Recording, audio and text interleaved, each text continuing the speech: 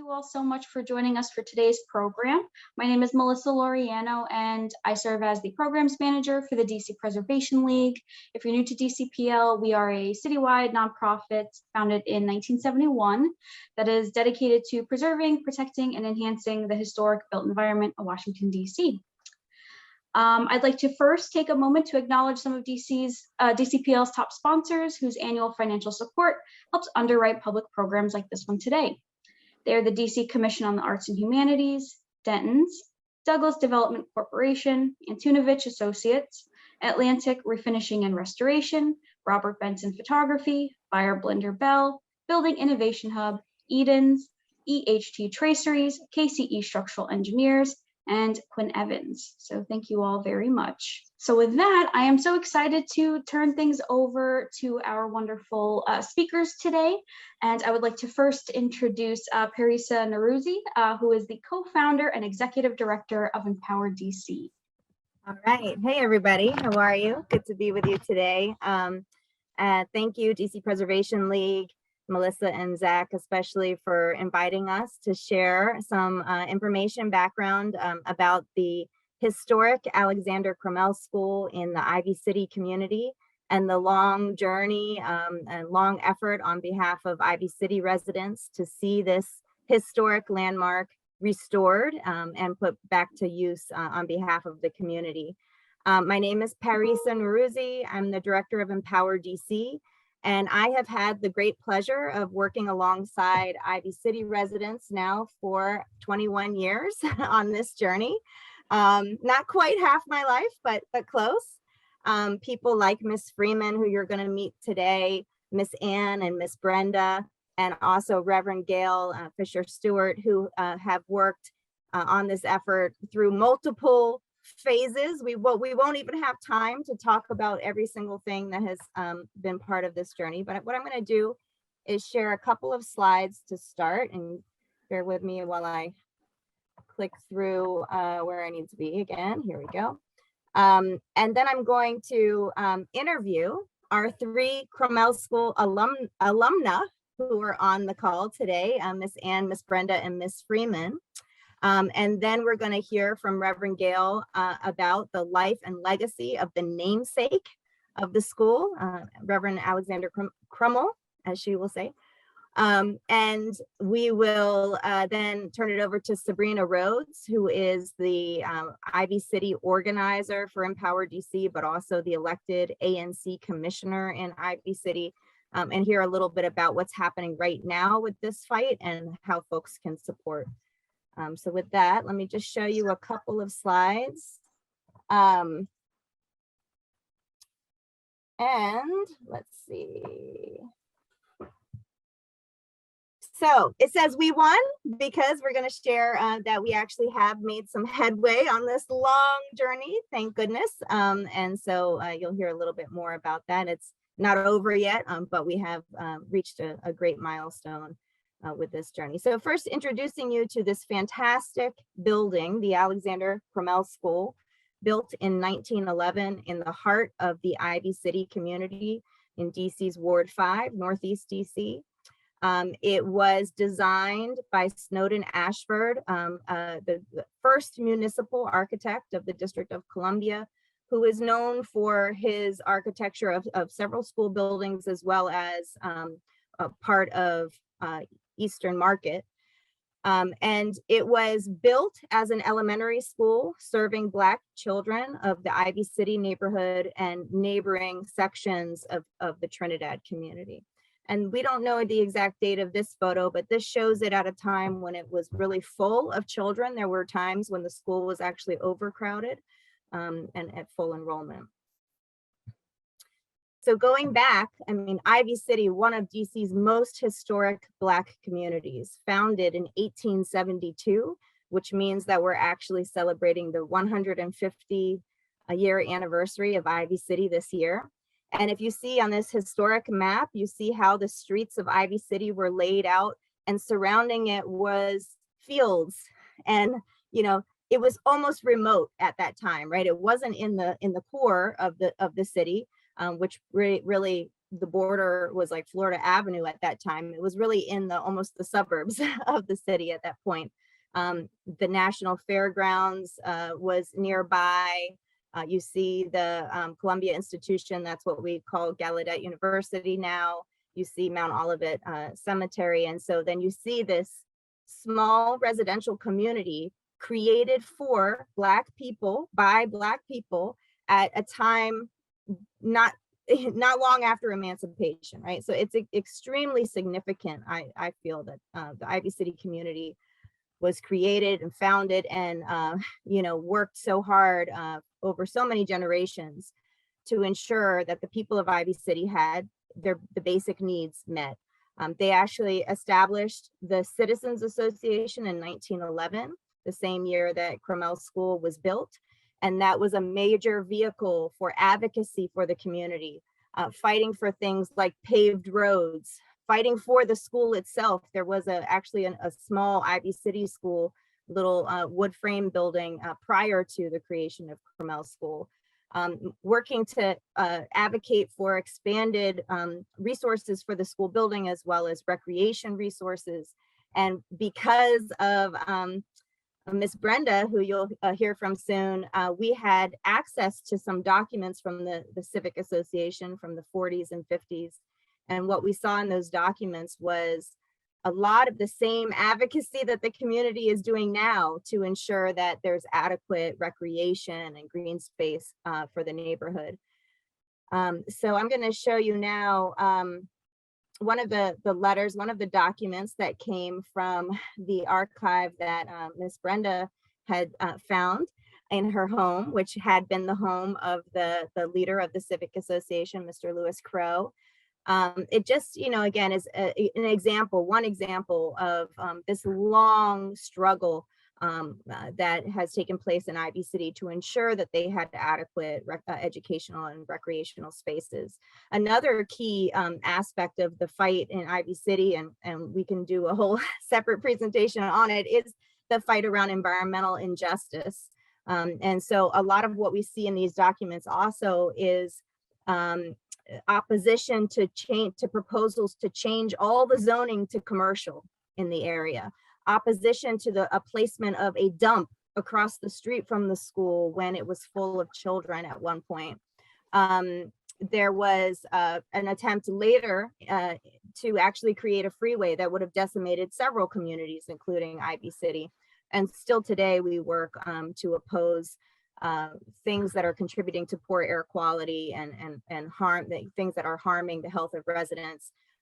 About a decade ago, we fought the city a proposal to put a bus terminal at Crummell School. So again, this has just been a long-standing, 100+ history of having to fight to ensure that the community is safe and that they have adequate spaces for Ivy City residents. And this is Deacon Lewis Crow, who was that, I never got the opportunity to meet him, but people on this call will probably be able to speak about the role that he played as like the unofficial mayor of Ivy City, a deacon at Bethesda Baptist Church, leader of the Civic Association. I always call it Civic Association because historically, the civic associations were the Black associations and the citizens associations were the white associations.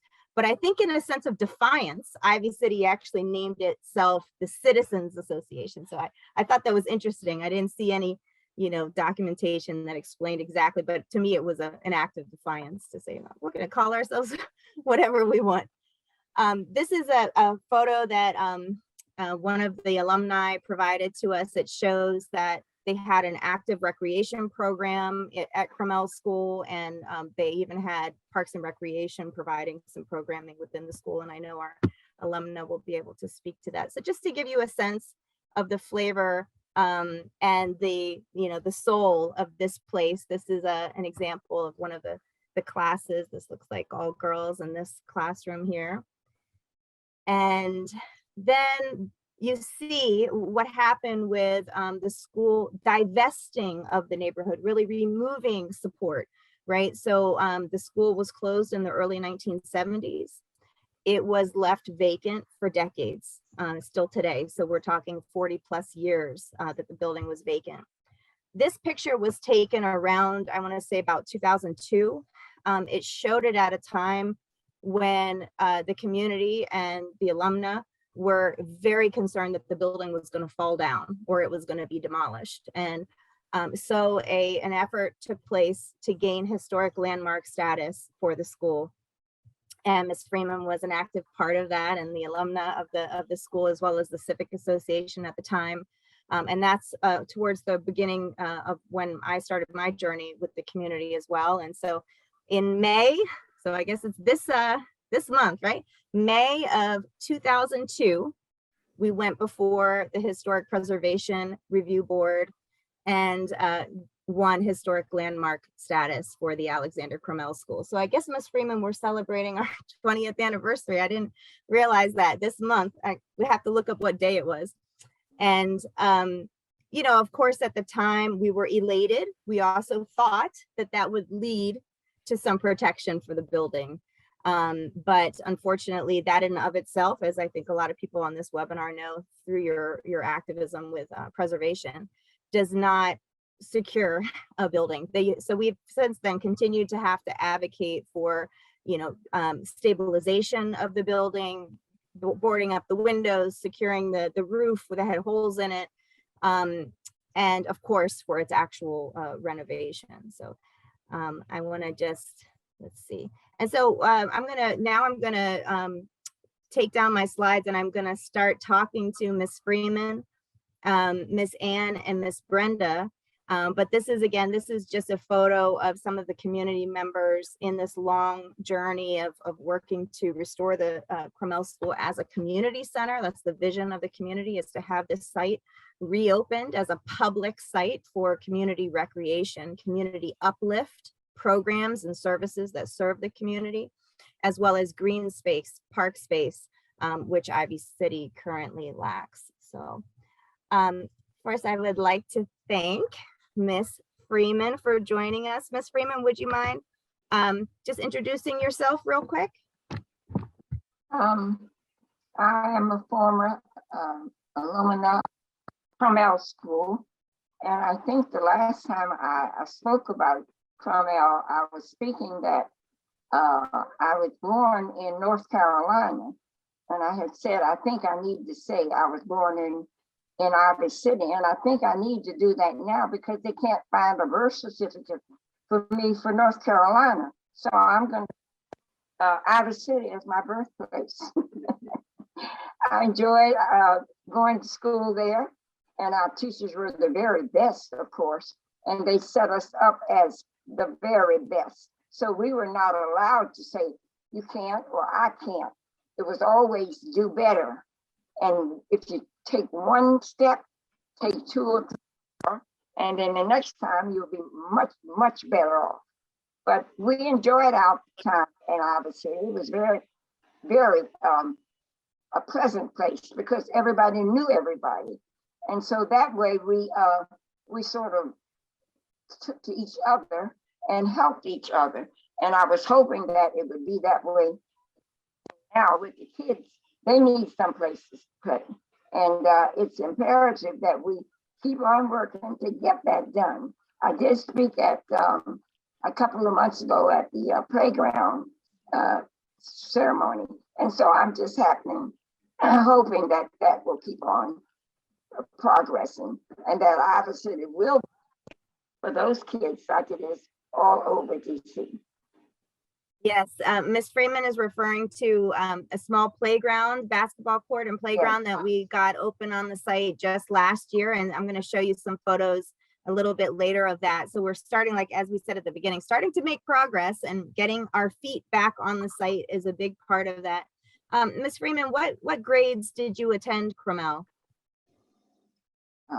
What grades? Was it kindergarten through sixth grade? I graduated, let's say I started at 5. And kindergarten, yeah. And then I graduated in the 6th grade. I went through the whole thing. And I think I got time because I was like 11, you're supposed to be 12. But I was a little faster than some of them, as I can recall. And I enjoyed I enjoyed school. I took everything they presented, anything afterwards, before. I just liked school because that's the way they presented it to us. And I love to learn.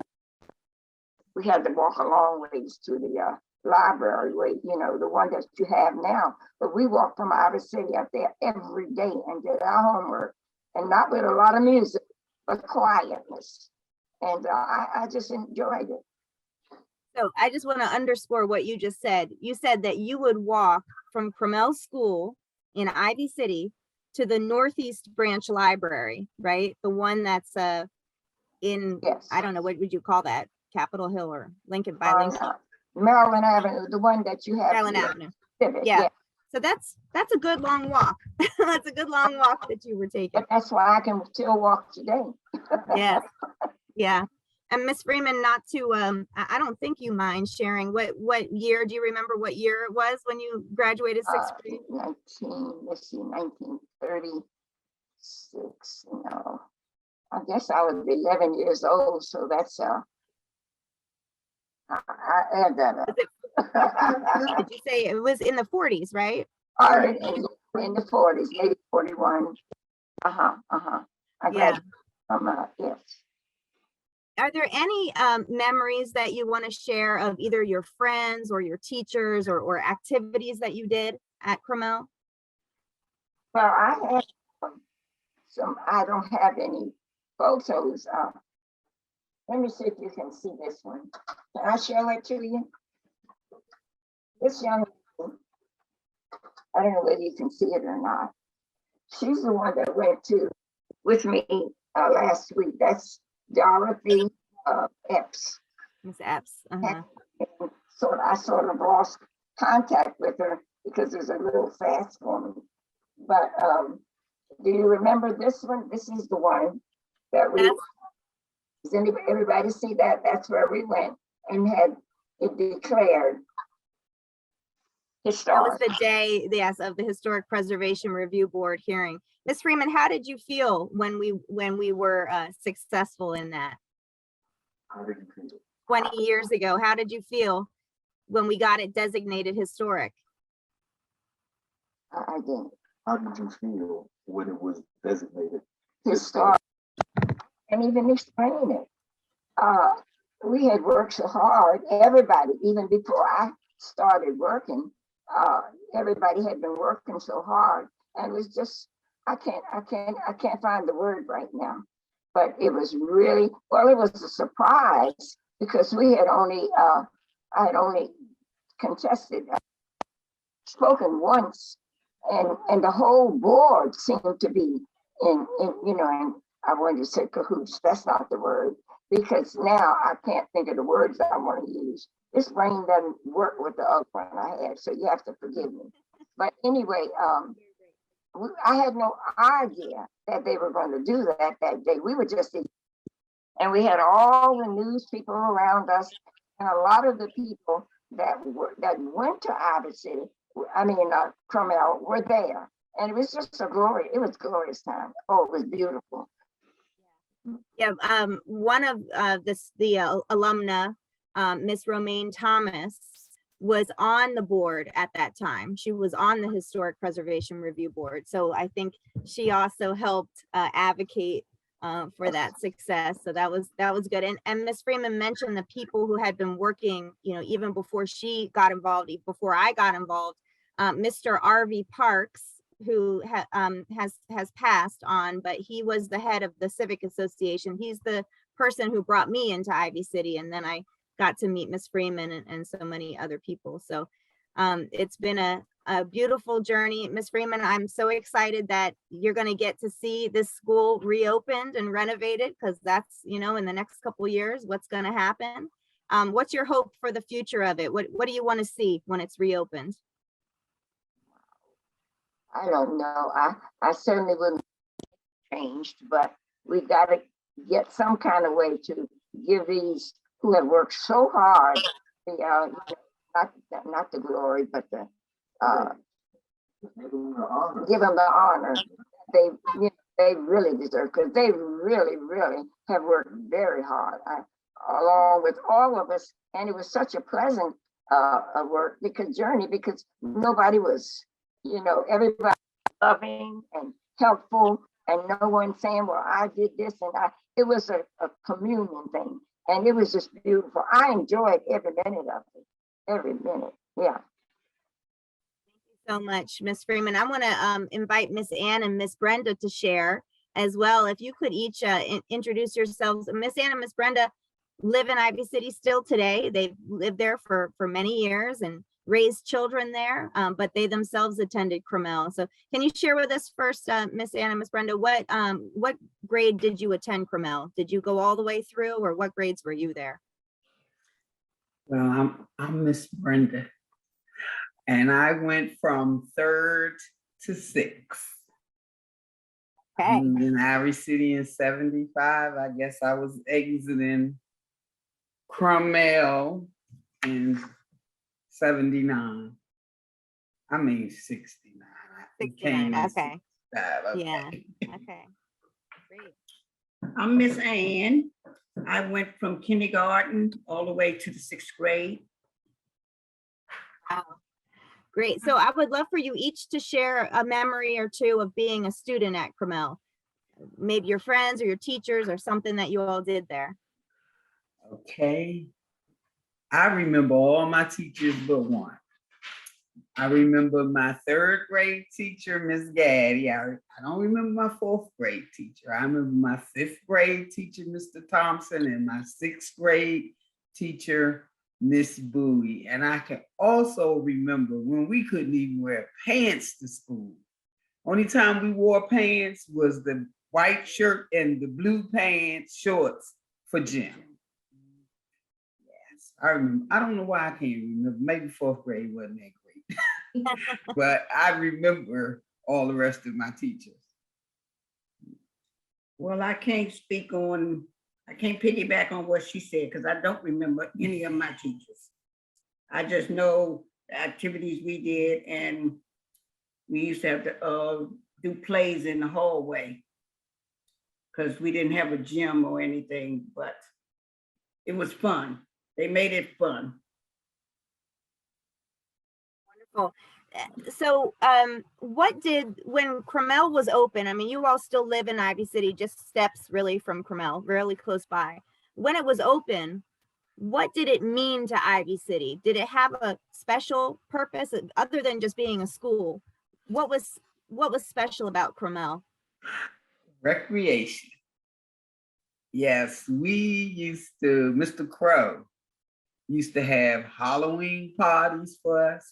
And on Friday, we would get newspaper, blanket, or anything and sit on the playground. And he would put a movie on the annex. So that was our evening activity. And when he was doing his civic association business, he would, we would pass out flyers for him. He would give us a quarter or a hot dog or something. We were so happy. Yeah, Crummell meant a lot because that was where most of our activities came from, after school and holidays. Yeah. And I can piggyback on that because the recreation center was in the basement, and Mr. Brown, he was the director. I ran track for Crummell. And we went over to Rosedale, and that's where I got my little trophy. Yeah, and I took tap and ballet in the basement. Wow. So following up on that, then, do you remember when the school was closed, and what would you say has been the impact on the community to lose Crummell? Well, the school closed, but the recreation center was still open for a while, and then they turned it into a daycare. And they turned it into daycare in 78. I think 77 or 78, because that's when I had just had my son, but I had a babysitter down the street. He didn't go daycare at Crummell.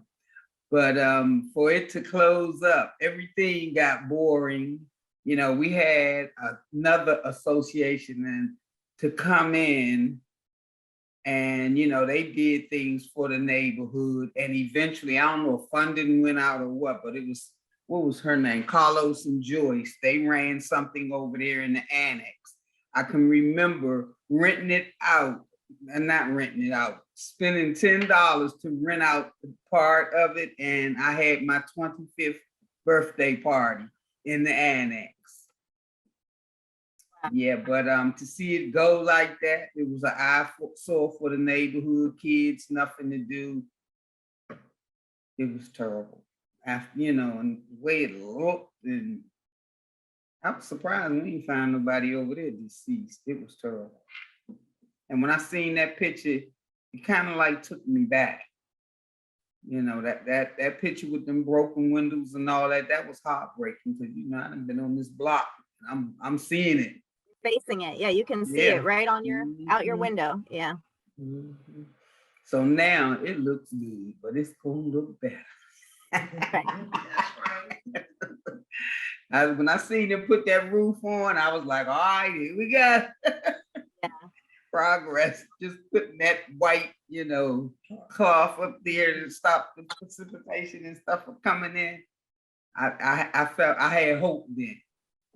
I say, yeah, something good is about to happen. But then I thought it was casting that did it. So I was like, oh no. Miss Ann, do you want to add anything about how it impacted Ivy City to have the school closed? Well, we had nowhere to go. So we would, in the evenings, Brenda and I and her baby, we would sit up on the steps every evening. And the guys would be on the playground. And it was just a community thing, you know. We would just make it a point. Every evening, maybe around 6:30, we was going up there to sit on the steps. And it was, you know, a community thing. Nobody had fights. Nobody got into no trouble. The guys did what they did. The ladies did what we did. And we watched them, you know. So once it closed, I was like, wow. I mean, what's there to do? What's there to do? Nothing for the kids to do. Nothing for nobody to come on the premises. So I think that's what kind of deterred a lot of people. So they just didn't go around there that much. Yeah. And, you know, we won't be able to share the details of every single thing that's happened, but y'all will remember, I think Ms Brenda was talking about, there was a short period, 1976 to 1980, where there was a group called the Institute for Cultural Affairs. And they set up this, the school had closed, but they worked with the community to get it turned into a community center. And they had the daycare, like you said, they had the annex building, which was like an addition to the school when it had been overcrowded. And I think they had a print shop in there. That fell apart evidently around 1980. And since then, it was the site of the auto auction. You all remember that? When people would buy their cars and then take the parts and leave the cars in the neighborhood. There was some trailers that were used for homeless men for a while on the site. And then more recently, about a decade ago, the city wanted to turn it into a bus terminal, and we had to sue to stop that.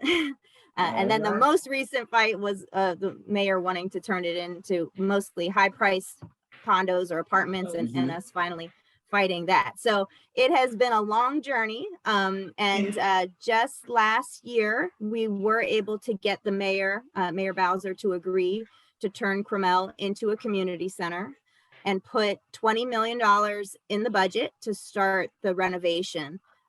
So this year we have just started meeting with Parks and Recreation, and we're still gonna have to fight every step of the way until it's done, and even when it's done, to make sure it matches the vision and the hopes of the community. But do you want to share a couple last words about what you hope to see in that new community center? Yes, I hope to see the kids having somewhere to play, computer classes, and something for us seniors to do, because I want to volunteer. That's great. Give me something to do. I want them to bring activities for these kids, because like aftercare, we can have a little program for us to help them with their homework. And then we can introduce them to different activities like arts and crafts and different culture things like Ms Freeman say they used to go to the library. Okay, if we can get a library up there, then they wouldn't have to go out of the neighborhood. Because I know a friend of mine, he donated books for Wheatley, and that's how they got their library. So we could have that up there. You know, people can donate books and anything else that, you know, we can ask the kids what they want to do. And what, I mean, I know they want a basketball court, I know, but little girls want to do little other things. We could do dance classes, teach them ballet, you know, cheerleading, but, you know, get them involved, and that way they won't want to, you know, deter them from somewhere else. And if they, I mean, if they need help, I'm a volunteer. I can come out, and as long as don't interfere with me picking up my grandkids. That's wonderful. Thank you all. And I know we'll ask some more questions probably with the Q&A. But I just am so looking forward to holding your hands as we walk in the front doors Yes, someday, Lord. real soon, with the school being restored after all of your hard work. And I want to now invite Reverend Gayle Fisher-Stewart to share a little bit about, I'm going to just pull up my screen real quick too, a little bit about the namesake of the school. This is Reverend Alexander Crummell, an abolitionist colleague of Frederick Douglass, a mentor to W.E.B. Du Bois, founder of a number of institutions, but the American Negro Academy, and published multiple books about the plight of Black Americans in the late 1800s, early 1900s, or late 1800s. I think he actually passed in 1898, if I remember. He was founder of St. Luke's Episcopal Church at 15th and P Streets Northwest, and really a leader in the desegregation of the Episcopal Church, founder of the Union of Black Episcopalians.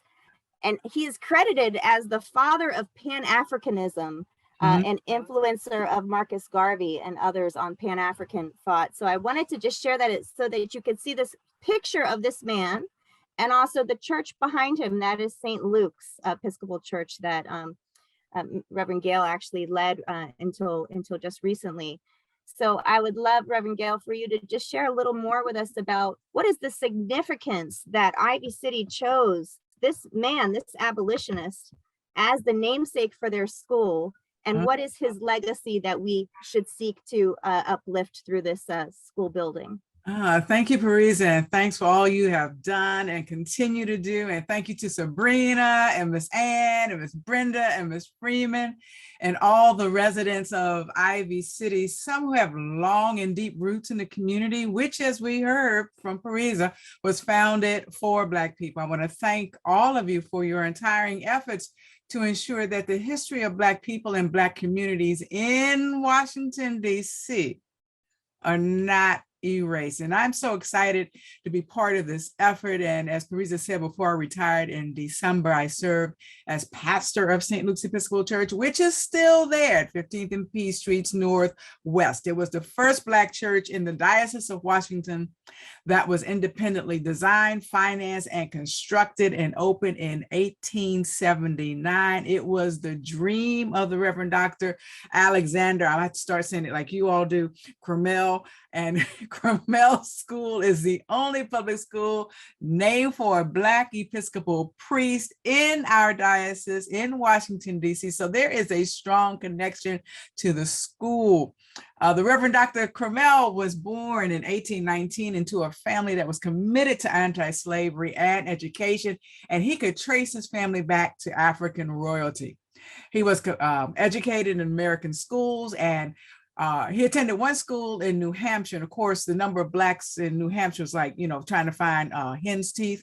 They were few and far in between, but folks wanted to get rid of him and the other Black student. And so what did they do? They tied a rope around his school and pulled it into the lake. Now, when they pull your school into the lake, you're going to say, maybe I don't belong here. He felt a call to the ministry and applied to General Theological Seminary in New York, which is an Episcopal seminary that is still in New York, and he was denied because of his race. You know, sometimes that's what good Christians do for you. So he studied privately and got the equivalent of a seminary education, and he was admitted to the priesthood, but he wanted to be a priest in the Diocese of Pennsylvania, and he was denied again because of his race. So he left, went to New York, came back, and they said, okay, well, you can be a priest here, but we have something called the General Convention. That's the governing body of the Episcopal Church. And say, you can be a priest here, but you will not have voice or seat in our General Convention, but you can preach the gospel. So he was encouraged to go to England to raise money for the necessary funds to have a mission for Black folks in this country. And he attended Queen's College in Cambridge, England. He graduated in 1853. And when he graduated, with the exception of W.B. Du Bois, he was the most educated Black person in the United States. He traveled to Africa because he had this connection. He said, we are connected. Black folks are connected to Africa. And because of this connection, he believed that Black America's relations with Africa were tied together, as Martin Luther King Jr. said, in a mutual garment of destiny. And so he believed that the needs and desires of people of African descent, descended tribes, descended class, descended all those boundaries we put up. He taught in Liberia and became a citizen of that country. And he made several trips back and forth between the States and Africa during the Civil War to gain support for his endeavors in Africa. But at that time, the war was going on, and so folks had other things on their mind. He left Africa finally in 1872 and came to live in DC. He was also the rector and pastor of St. Mary's Mission, which is now St. Mary's Episcopal Church, that still is on the campus of George Washington University. But there was a little problem with St. Mary's, and he took like half of the congregation, and that's when he founded St. Luke's. He saw the church as the only social and educational institution controlled by Blacks. And therefore, the church had to and must continue to have responsibility for the educational and social uplift of Black folks, in addition to creating mature followers of Jesus. And so St. Luke's became a religious center for Black Episcopalians and a center for cultural activity for DC's Black community. But he was committed to the development of genius and talent of the Black race. And so that's another connection with the school. I mean, he would have been so proud.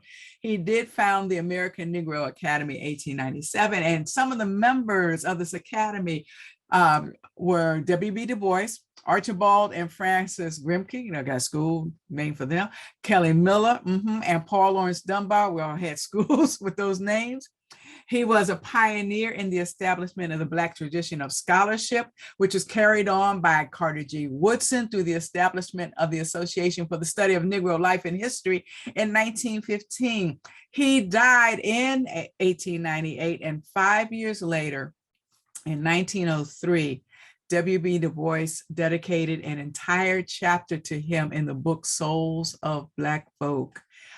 Du Bois considered Crummell his spiritual father, and in Souls of Black Folk, Du Bois likened Crummell to a prophet. As Parisa said, he laid the foundation for Pan-Africanism, that we are all joined together and we need to be one. And so all of this just kind of says that we need to get this school reopened. We need to get it renovated for this historically, because Ivy City is a historically Black community, right? So it needs to be restored. It needs to be there for this community, and how it is restored and how it is renovated and the programs that are there need to come from the community. And so again, I just thank you for the time to kind of give you an overview of the Reverend Dr. Alexander Crummell and for being a part of this movement. And it's going to be done. It's going to be done. Thank you so much, Reverend Gayle. It has been such a pleasure to have you by our side these last few years in particular. And you've been such a great ally and champion, and you always help us be rooted in the significance of this man that we are honoring. And as far as we know, the only known monument to Reverend Alexander Crummell, I mean, outside of St. Luke's Church, the only building named for him that we are aware of anywhere in the country. So we feel that sense of purpose. There you go. Exactly.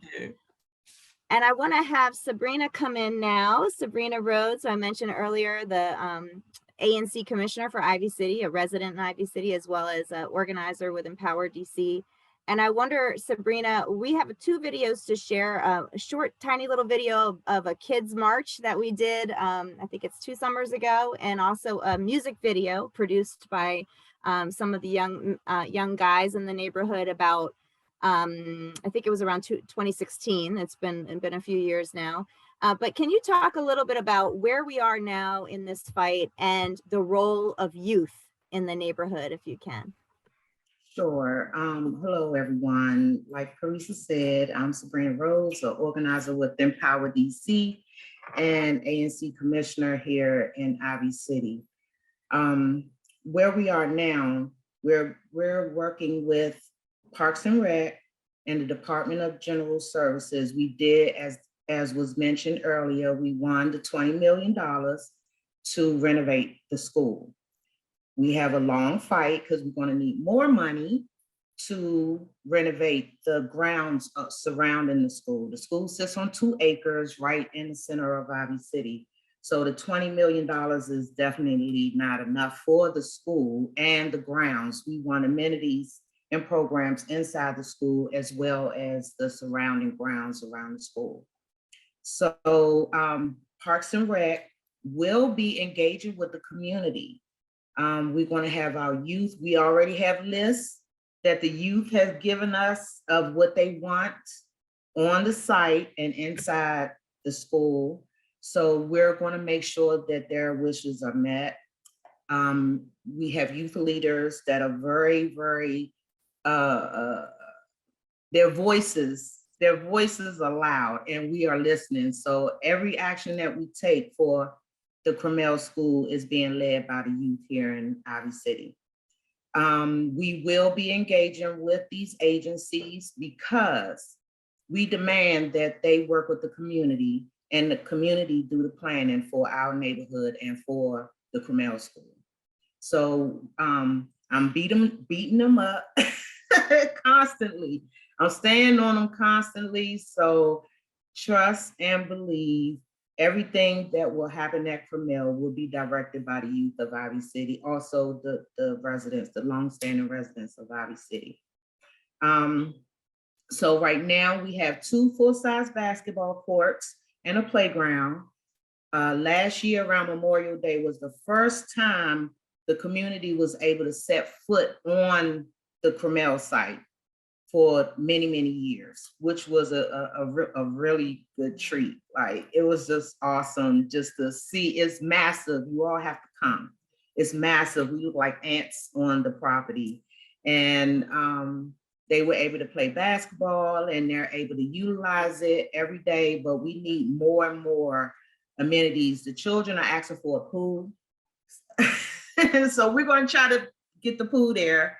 And we implore Demphead, the deputy mayor of DC, we implored the deputy mayor to be able to take the Crummell site and give it to Parks and Rec so that we don't have to worry about any housing. We're going to have housing built in the city, but Crummell is the heart of Ivy City, and we need that for the families here and children. So we are asking him to give the site over to Parks and Rec so that we can plan for the entire site. So now we're just waiting on Parks and Rec to get a contractor so that they can enter the building. The building has been closed for 40 years, over about 40 years, so it's not stable right now. So we're waiting on that. I told a couple of people I'm gonna have my hard hat. I think Parisa has hers because we're gonna go inside the building and see it as in its raw site as it is now, and have put pictures in our head as how we're going to have it renovated. And so that's where we stand now.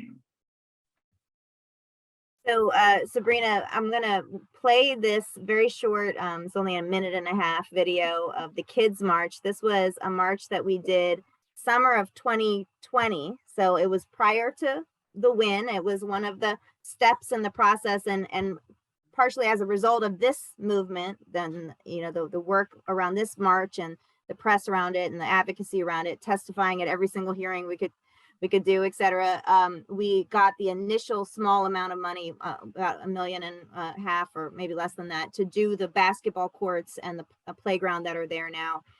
So I want you all to see this. Let's see if I can do this real quick.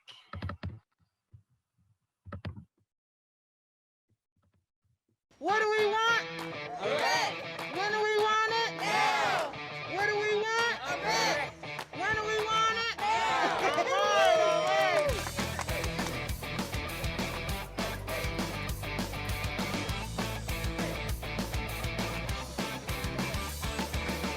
I haven't been out of my house much in like the recent years due to the fact that I don't have a place to play. Kids have to play in the street with the risk of getting hit by cars. My name is Miss Ann. I grew up in Ivy City. I went to this school, graduated. There was a rec center when I went to school here. This is land that needs to be used. Safe place to play. Hey, hey, hey, hey, we need a safe place to play. Antoine been fighting since he been 8. We've been fighting for the same thing for multiple years. Us going out and marching like this is just the start of us getting recognition so that we can turn this school into something less than a waste of space, but more into a safe and helpful environment for our community. On Ivy City, we're mighty, remember. When you know something is right and you know you want to do something, then you stand up for your right. Ivy City!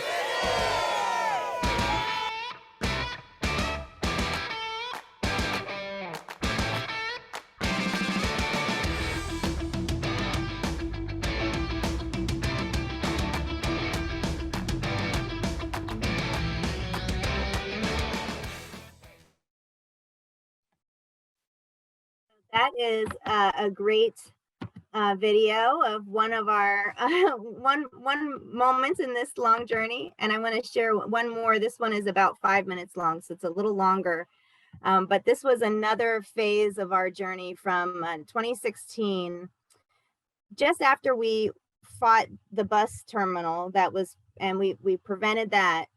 Mayor Bowser in her first term put up the school and the site for developers. She released it and said, developers, you can bid on this.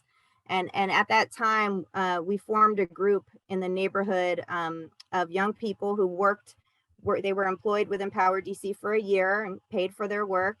They called themselves the Real Ivy City, and they did a lot of work meeting with the deputy mayor, working with developers, actually creating a development proposal and submitting it that would have created a community center with a land trust and a 1-acre park and all of this great stuff. Unfortunately, the mayor denied it. She didn't like our proposal, so she selected this other proposal that we then have been fighting against for several years, and we have finally squashed that other proposal. But this video is a music video that those young people put together, so I want to share this to you.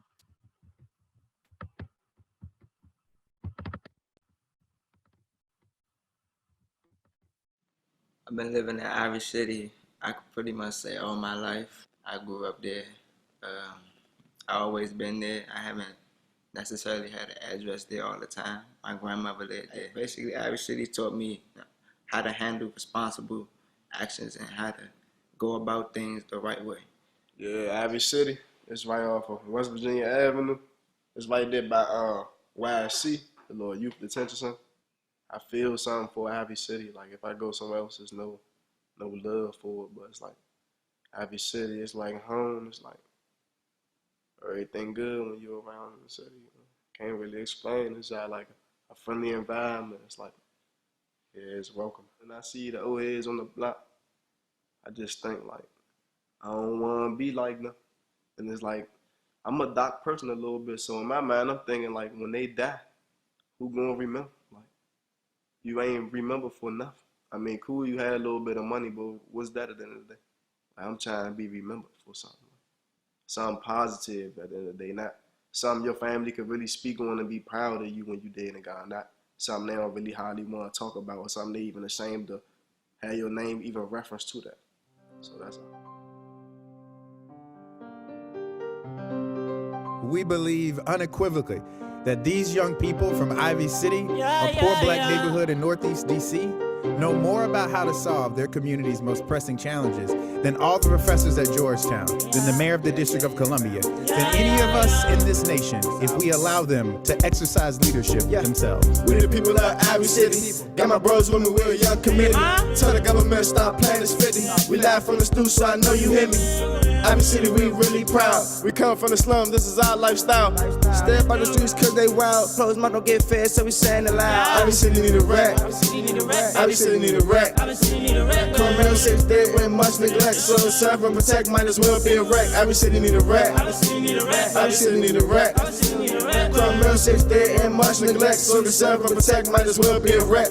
They got 200 million for the street car, but they can't put a rack on my block, dog. Kids used to play ball on the block car. Money hungry, so I used to park little cars. Tell me how many times do we have to ask? Everybody got one, do we have to be last? We in the capital city, on Capitol Ave. That's the hood, Miss Man. We need capital bad, and it's sad.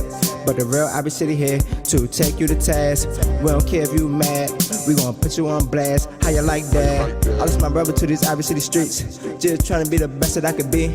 Kids don't need to play in the streets, cause the city can't control their heat. We the people of Ivy City, got my bros when we were a young committee. Tell the government stop playing us 50. We live from the stoop, so I know you hear me. Ivy City, we really proud. We come from the slum, this is our lifestyle. Stay up on the streets cause they wild. Closed mouth don't get fed, so we saying it loud. Ivy City need a rack. Ivy City need a rack. Ivy City need a rack. Crummell 6 dead with much neglect. So to serve and protect might as well be a wreck. Ivy City need a rack. Ivy City need a rack. Ivy City need a rack. Crummell 6 dead and much neglect. So to serve and protect might as well be a wreck. Ivy City need a rack. Kids running around, don't really respect. It's hard in the hood, so we get it out the mud. Long live Big P, everything jug. Wish I can bring my men back for one day. We post up on the one way, hit city council on Monday, then rediscuss it on Wednesday. Like, what y'all gonna do? It's me and my crew, we ain't come with no suits, but y'all already know what we came here to do. Ivy City need a rack, everybody knows it's true. What y'all gonna do? It's me and my crew, we ain't come with no suits. All this new developments looking brand new. Can anybody tell me why the government fool? We the people of Ivy City, got my bros when we were a young committee. Tell the government stop playing us 50. We live from the stoop, so I know you hear me. Ivy City, we really proud. We come from the slum, this is our lifestyle. Stay up on the streets cause they wild. Closed mouth don't get fed, so we saying it loud. Ivy City need a rack. Ivy City need a rack. Ivy City need a rack. Crummell 6 dead with much neglect. So to serve and protect might as well be a wreck. Ivy City need a rack. Ivy City need a rack. Ivy City need a rack. Crummell 6 dead and much neglect. So to serve and protect might as well be a wreck. Yeah, I just want to shout out our producer, man, Bomani, man. Shout out the third one, man. Shout out to Miss Parisa. Shout out to the whole gang, Ivy City, man. Shout out to Big P, we miss you, bro. We the people of Ivy City, got my bros when we were a young committee. Tell the government stop playing us 50. We live from the stoop, so I know you hear me. Ivy City, we really proud. We come from the slum, this is our lifestyle. Stay up on the streets cause they wild. Closed mouth don't get fed, so we saying it loud. Ivy City need a rack. Ivy City need a rack. Ivy City need a rack. Crummell 6 dead with much neglect. So to serve and protect might as well be a wreck. Ivy City need a rack. Ivy City need a rack. Ivy City need a rack. Crummell 6 dead and much neglect. So to serve and protect might as well be a wreck.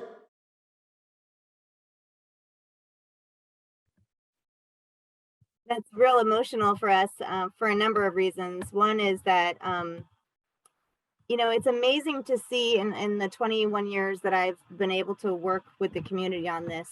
You have a community of people who've been saying, we want to better ourselves, we want to improve our lives, give us resources, give us opportunities to help us improve our lives. And the city has ignored that for so long and has instead focused on opportunities for new people, development for new people to come in, and never, you know, really investing in the people. One of the young men in that video, Antoine, you know, I've literally worked with him since he was about 8 years old.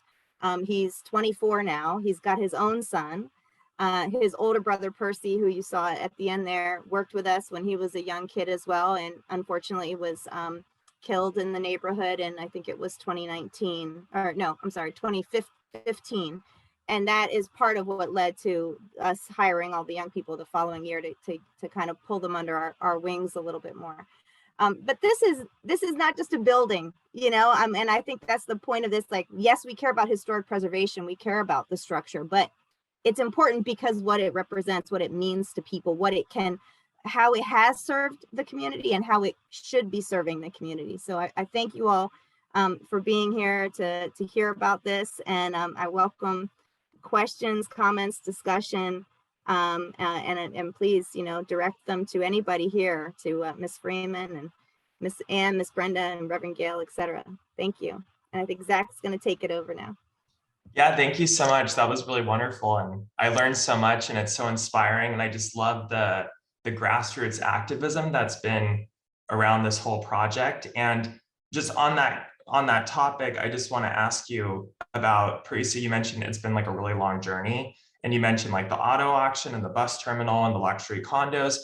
And I mean, you've had all these different challenges, but you've really had a great rate of success. And I know that we still need the community center piece, obviously, which is the big piece here. But how do you think you've been so successful? And I get a sense that it's partially the grassroots activism, but I want to hear you address that. Yeah, I mean, this would be nowhere without leaders from the community, right? And there have been moments in time throughout the 20 years that I've been involved that there were different people who stepped up and different people who stepped back, and that's okay, as long as there are, you know, as long as there's a continuing thread. And I think, you know, upon reflection, I think Empower DC has played an important role in that, just again, as that, to allow there to be a connective thread. So sometimes there was a gap, or, you know, I was able to sort of fill in some of what had happened, or fill in some of the, you know, so I think it just shows the importance of having organizations that are rooted in communities and are a vehicle for impacted residents to use as a platform to raise their voices. And so, yes, without organization and without leaders, this would be nowhere. I mean, the building, you know, God knows what, it would have been given away years ago. I mean, there was talk many years ago about making it a charter school. And I remember when, you know, we had residents rise up against that. That was not their vision. They did not want that. Yeah. They wanted a community center, and multi-generational has always been the real vision.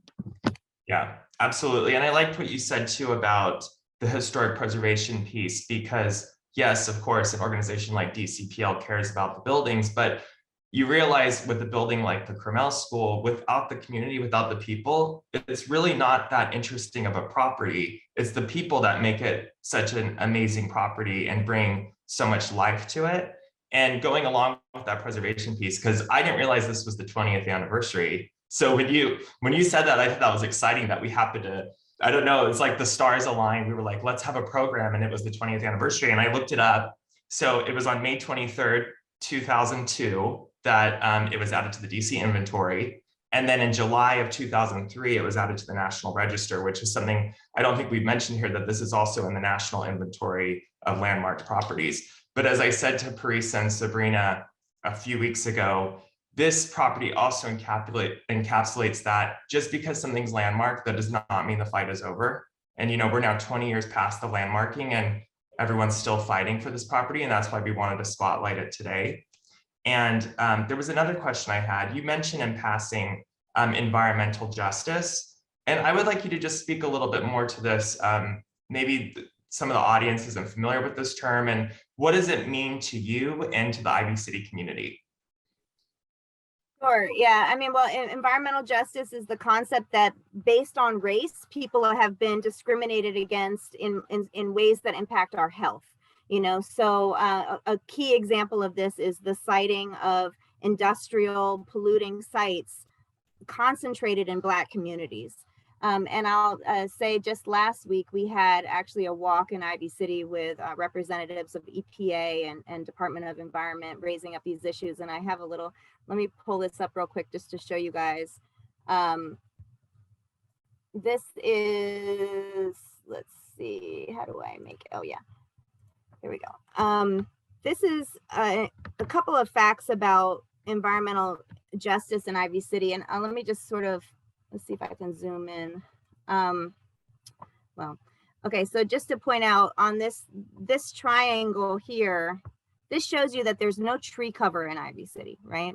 So this triangle here is Ivy City, and you've got almost no trees there. And if you take the aerial view, you see that it's a lot of surface parking lots, a lot of concrete. And as a result of that, and this is a Ivy City here. This purple on this map is all the industrial land, right? So you see Ivy City is, you know, a lot of it is surrounded by purple industrial land. And if you look in the context of the city as a whole, here on the lower left map, that purple, it's almost all the industrial land in the whole city is actually concentrated in and around Ivy City and Brentwood. And so then when you get to the map on the right, you see how the heat is concentrated in that area. So it's the heat island effect. It's the combination of lack of trees and all of this, you know, concrete and other industrial, you know, polluting facilities that has made Ivy City register 10 to 20 degrees hotter than other neighborhoods in the city. And this is a key example of environmental injustice. And another key thing that's happening that we're fighting right now is there's actually a facility next to people's homes on Capitol Avenue that is manufacturing an adhesive using chemicals that are carcinogenic, meaning they can cause cancer in humans, and that release a really noxious odor. And so we've been, you know, trying to figure out, why has the city allowed this for decades? Evidently, it's been there since the 30s, which is hard to believe. And the city even said, oh, we didn't even know it was there. Okay, so again, this is environmental injustice. It's the neglect, you know, the failure to even consider the impact on human health, and especially when you're, you know, over concentrating. And unfortunately, when we look at the history of Ivy City, it's been a pattern throughout, and you can see why, because it was a working class Black community founded in 1872. That's before the zoning, like you saw the map, right? And so all of that was concentrated around this community. Yeah, it's just an ongoing fight. And I would assume also the railroad piece added to that too, because it was always kind of in the crosshairs of railroad traffic, right? Going up the Northeast corridor and that sort of thing. Wow, that is remarkable about the heat island effect. I'm glad you shared that. So any last comments from anyone on the panel? I want to give anyone, if they have any last words that they want to share with our audience today. I don't know. Parisa mentioned the walk we had last week with the air quality. Sabrina, you kind of led that. What were the results that we got on the air quality? Well, there was an organization called alumna. They have a car with the sensors to detect emissions and different pollutants and toxins. And they have been driving around for 2 days. And when we ended our walk, first we were able to smell the noxious odors coming from the chemical plant. It was kind of faint, but everyone that was in attendance of their walk was able to smell what we smell every day. Also, once we ended the walk at a DPW site, we got the results in real time that Ivy City is in the red in the red zone, very polluted, very hot. A couple of other neighborhoods they visited were green. And this was just 2 days, and they showed us where Ivy City is red, which is polluted air every day, 24/7. Wow. Mhm. So that's why we need, you know, we're asking for green space. We need green space. We need the Crummell site to be a park. We all know that having green space and having trees captures the CO2 and creates oxygen. Right now, we're just getting the CO2 and we're not getting any oxygen. So it's very important for our community, for the health of the children, for the health of everyone to have green space, shade trees, grass, and so that we can have a healthy environment. Yeah, you realize all of these things are so interconnected. And you know, preservation, we're talking so much about sustainability, and this is also a sustainability issue in this neighborhood beyond the grassroots and the activism. I mean, there's so many different things that this, like I said, the school encapsulates current issues going on in this country. Any other final thoughts from anyone since we're almost to the end of our time? I've seen some very positive comments in the chat. Amazing program and amazing work. Thank you, panel and Empower DC. And I would like to echo that as well. I guess I had just one question. This is Melissa from Beyond the Ether. Sorry, I'll show myself. I put Empower DC's website into the chat, but is there like any other ways that, you know, maybe even if it's people not necessarily from the neighborhood can still support the work that's being done, or kind of any sort of calls to action or anything? I saw that there was a public meeting about Brentwood, so I wasn't sure if folks can tune into that or anything. Sure. Yeah, we are working with the neighboring community of Brentwood on similar environmental justice issues, and we do have a community meeting by Zoom this Thursday. But the best way is just to reach out to Empower DC, and we'll link you with the right people. Let you know. We tend to do things like we'll talk to you about what are your interests, how do you want to support. This summer we have our own space in the community now in Ivy City for the last we opened it the summer of 2020. Right? Yeah, in the middle of the pandemic. We call it the Clubhouse. Sabrina is operating it, and we have resources there for the community, food bank kind of, meals, as well as grocery items and computers for people who need to get on a Zoom meeting, etc. And we're also going to be hosting some youth from Ivy City as employees this summer through the Summer Youth Employment Program. In addition to the planning for Crummell School, we are involved in what's called a small area plan for the neighborhood. It's the first ever small area plan for Ivy City in 150 years, and that will also guide future development in the area. So we're going to be really drilling in on affordable housing, creation and preservation of affordable housing, and environmental justice. So yes, we're looking for people who can support us in those areas.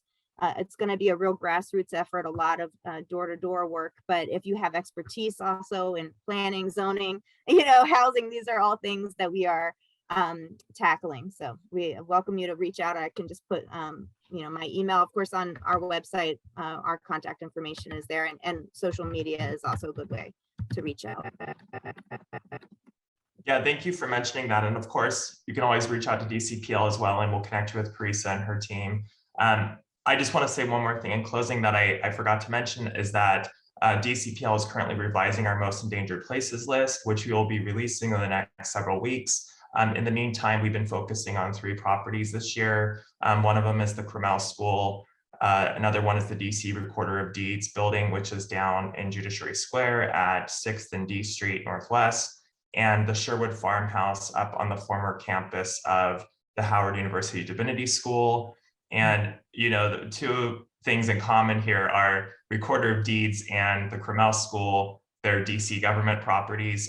As my boss, Rebecca Miller, will usually say that DC is not known for being great stewards of properties. So I just want to mention again that Crummell is one of our focuses this year to continue to spotlight this community and the attention that it deserves. So thank you again, everyone, today. This was really fantastic. And we look forward to continue to partner with you guys, because you guys have been just excellent partners on all sorts of projects, and we enjoy that. Thank you, Zach. Thank you, DC Preservation League, and thanks you. to all of our speakers today, Reverend Gayle, Ms Freeman, Miss Ann, Ms Brenda, Sabrina, thanks everybody. It was a pleasure to be with you. Thank you. Thank Everyone. you. Y'all have a great day. You too. And